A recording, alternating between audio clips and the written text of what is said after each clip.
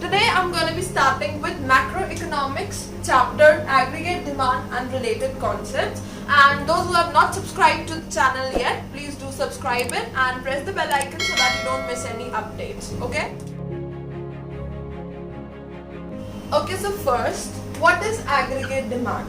Aggregate demand refers to the total value of all the final goods and services that the sectors in an economy are planning to buy at a given level of income in a financial year. So aggregate demand is basically the value of all the final goods and services. जो भी final goods and services एक economy में सारे sectors are planning to buy for at a given level of income during one financial year is aggregate demand, also referred to as AD in economics. So is it clear now?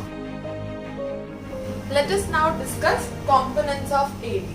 So number one is C, that is household consumption expenditure. Household consumption expenditure, also called private consumption expenditure. So this is the expenditure which is incurred by all the households in an economy. जो भी households खर्च करते हैं, expenses जो भी होते हैं उनके, that is called C. Okay. Next is I, which is investment expenditure. Investment expenditure is incurred by the firms on capital goods. जो भी firms capital goods पे assets बनाने के लिए पैसा खर्च करते हैं वो होता है investment expenditure. Now one thing which is very important while we do numericals or while we are calculating, while we are doing the diagrammatical representation, investment expenditure always remains constant. That is why it is also called autonomous investment. It remains constant throughout. All the other values change but I remains constant.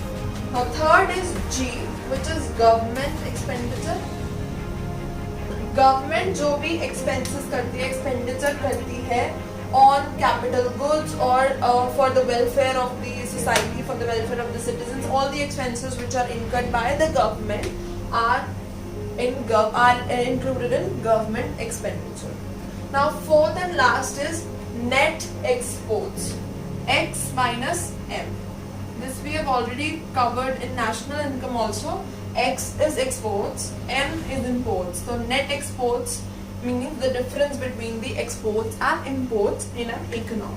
So these are the four components of AD.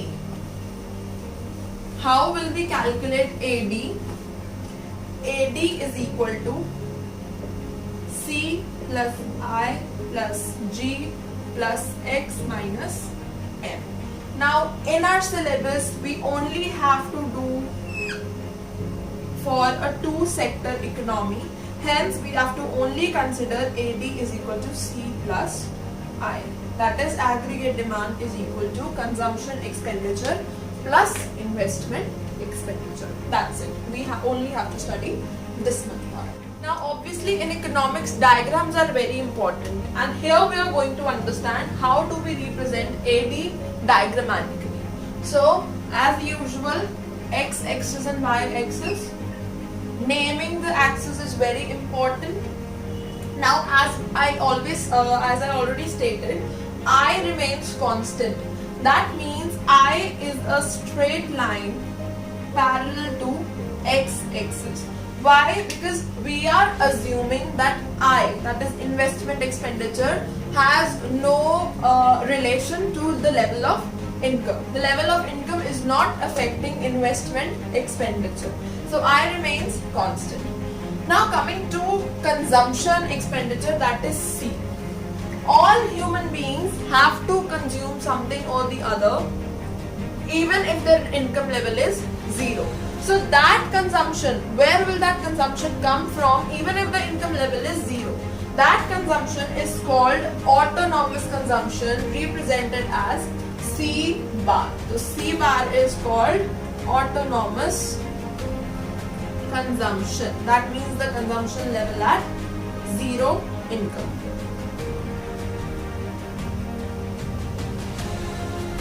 Now, this supposedly. So that's how now consumption won't start from zero, because there is no zero consumption. So consumption is always going to start from some value upper than zero, more than zero. So supposedly it starts from here. This is consumption. Now as you see, consumption curve is going upwards. That means as the level of income increases, this will imply that consumption is also increasing. Level of income rises, consumption also rises. So right, this consumption curve will move upwards. Now adding this and this, C plus I, we will get the AD curve as some value like this, and the difference between C and AD is I. These AD curve and consumption curve will always remain parallel to each other, because the difference between them is investment expenditure, which remains constant throughout. So for example, if investment is 40, it will remain 40 at 100 income level, at 120 income level, at 140 income level. The investment is remaining same. So this difference between AD and C is always constant, and that is why these two lines are parallel to each other. So this difference is the difference between the origin and consumption. The start of consumption curve is C bar, that is autonomous consumption, and the difference between C and AD is always equal to investment, which remains constant throughout. So this is how we are going to diagrammatically represent AD. Also, one thing I forgot to mention here is that you have to name x-axis as income, that is Y, and y-axis as AD, aggregate demand, which is represented in rupees, while you are making diagram. So guys, this is it for this video, and in the next video I will start with aggregate supply, propensity to consume, propensity to save, and other topics that are left. And you can catch up with me on Instagram, you can mail your queries to me on this ID. And again, do not forget to subscribe to the channel if you haven't already, and press the bell icon to not miss any updates. And also like and share the video. Thank you, I'll see you next time.